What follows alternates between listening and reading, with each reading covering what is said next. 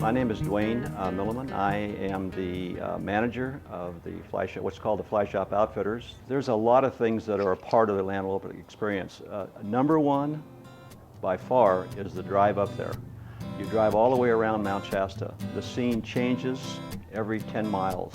The transformations that you see as you leave the valley and make your way up towards the ranch are just remarkable. You start here in the Central Valley around Redding, where you've got the rolling grasslands and a huge, gigantic valley oak. And then eventually you make your way up along the I-5 Sacramento River corridor, and you've got the timberland areas there, and the town of Dunsmuir. That the whole history of that town has been based around really fishing and railroad. To the town of Mount Shasta, which is kind of a ski bum community all winter long, and has a lot of interesting culture and shops there. And then you keep going north to the town of Weed, which has incredible history that not many people know about. It's a burgeoning lumber town. Right off Highway 97, the panoramic view sites for Mount Shasta, and you also have the incredible living memorial sculpture garden. The high desert up there, and these just beautiful panoramic vistas. You've got Mount Shasta to your right, and you can see all the way up into Oregon to the left across the giant Shasta Valley. The next thing you know, you turn your corner there just past Grass Lake, and you keep going, and you get into these tiny little communities of Tennant and Bray, which there's not much there anymore, but at one point in time they were big communities, and one of the largest railroads in the whole North State ran from Tennant and Bray into Weed to the lumber camps there. So just a lot of history, a lot of things to do, and you're into paradise at Antelope Creek Ranch.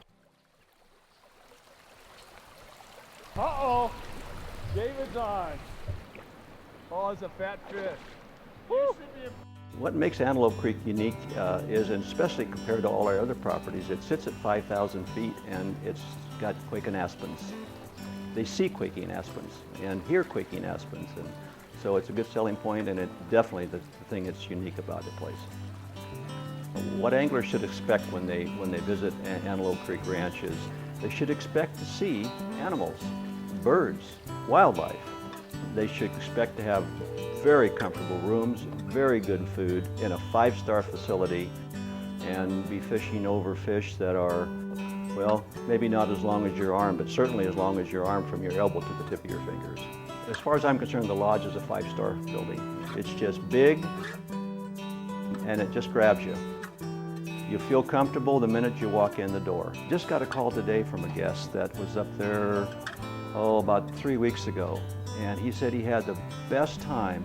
And it wasn't just the fishing, but he had great fishing, and he wanted to come back before the year was out and asked me when the best time was to come back. And, I get calls like that all the time. I get calls, my clients tell me, book me in the same time next year, and if you don't, you better leave town. My name is Michael Caranci, and I'm the Director of Outfitters and the Director of Schools and Camps for the Fly Shop in Redding. The creek experience at Antelope Creek Ranch is one of the most marvelous features there, and yet it's arguably the most overlooked. So many of our guests, when they get up there, they look at the stream, they think, oh, that's beautiful, and then they go see the 2 lakes, and they see these behemoth trout swimming around in the lakes, and they just get addicted to that. It's hard to walk away from sight casting at the giant fish that are in those lakes. And there's some huge fish in that creek too, that you're not going to catch unless you put in a little bit of time and present it a little more carefully. And ultimately, I think the rewards there are greater. You might not catch as many fish, you might not catch as big a fish, but you might too. It certainly can fish great sometimes, and the rewards, like I said, are just, they're there. You know, you earn the fish in the creek. You're pretty. Yeah. Woohoo! It has so many just intimate characteristics to it. It's not easy fishing by any stretch of the imagination.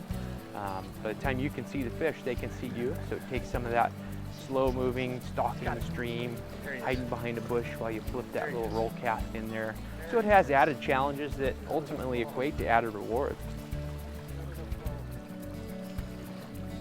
Nice. Perfect. I don't want them to take off on me, but I want to find a little fly. What we're going to do is we're going to high stick a little bead head on, and we'll be able to see him open his mouth.